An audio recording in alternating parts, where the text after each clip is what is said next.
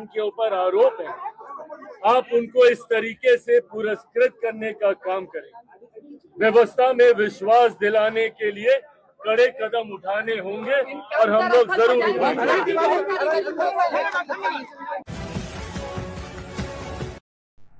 इस बयान के बाद भी भरत तिवारी इनकाउंटर मामले में कुछ कहने के लिए बाकी है। अगर चिराग पासवान जैसे नेता जो बिहार में सरकार का हिस्सा हैं, केंद्र में भी सरकार का हिस्सा है, अगर ये कार्रवाई की बात कर रहे हैं और दोषी को जो प्रमोशन दिया गया है या उसको दोबारा फिर काम से भेजा गया है उस पर बात कर रहे हैं, तो फिर इसमें ये जो उचक्का है रुद्र प्रताप, ये जो आज 4-5 रोज से 10 रोज से ये सोशल मीडिया पर बंधुआ मजदूर जैसे इसको कोई किराया पर गाली देने के लिए रख दिया हो, इस तरह बात करता है। यही तो कारण है कि तुम मजबूर हो जलने के लिए। वो तुम्हारे पास नहीं है, तुम्हारे पास शिक्षा संस्कार कुछ नहीं। गाली कौन देता है? गाली देता है कमजोर, लाचार, कायर। ताकतवर आदमी कभी गाली नहीं देता है, स्वाभिमानी आदमी कभी गाली नहीं देता है।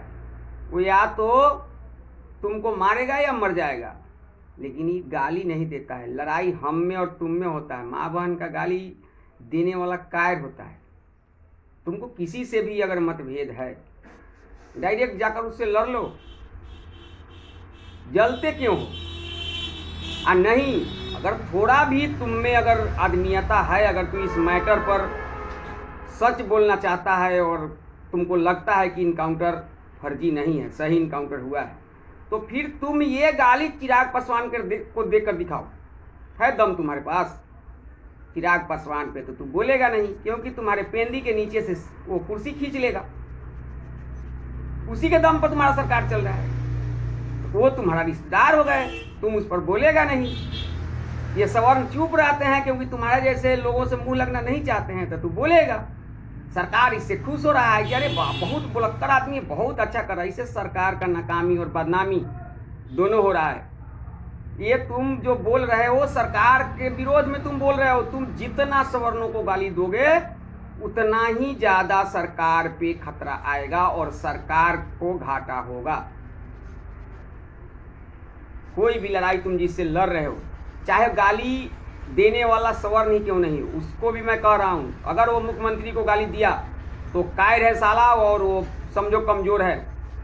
उस वैसे आदमी से कोई वास्ता नहीं। जिस आदमी के पास शिक्षा संस्कार होगा वो गाली नहीं देगा।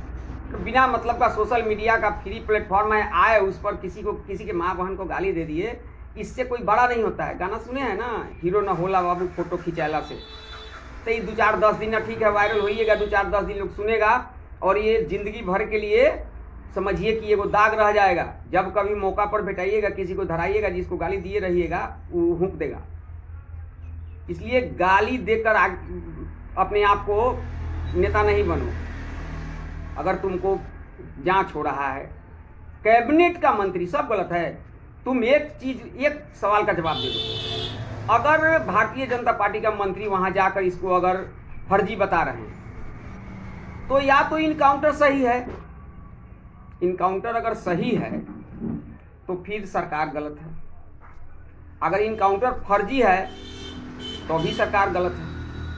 जब ये तुम्हारे सरकार के ही लोग कह गो वहाँ, ठीक है, अगर सवर्ण जाति का ही लोग जाकर सिर्फ अगर ये बात कहते तो मान लिया जाता कि वो पक्ष में बोल रहे हैं। अरे चिराग पासवान सवर्ण से नहीं ना है, क्यों नहीं रोका तुम?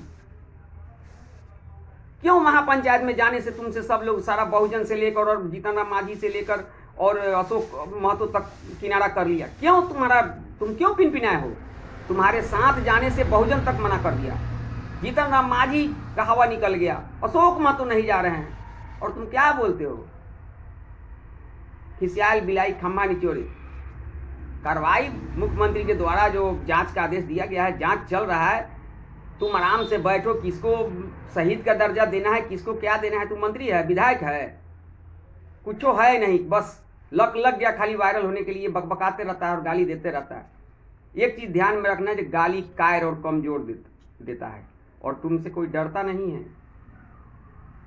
तुमको कॉमेडियन समझ के आदमी चुप रहता है, कुछ नहीं, तुम इसके सिवा कुछ नहीं हो। गाली किसी को मत दो। तुमको जिससे पर्सनल दुश्मनी हो, जाओ उससे फरिया लो अगर दम है तो। हर सवर्ण कहीं खोजना है? जहाँ तुम्हारा गांव होगा, घर होगा, हर गांव के आसपास हर गांव में बसे हैं सवर्ण जाति के लोग, जाओ फरिया लो।